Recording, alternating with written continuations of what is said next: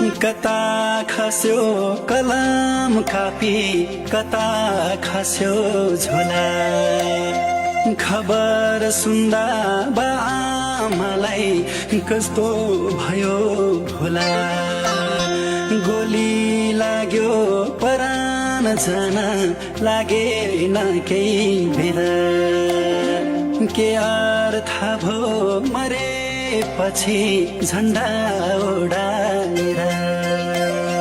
मेरो छोरो खोइ ए भन्निन् आमा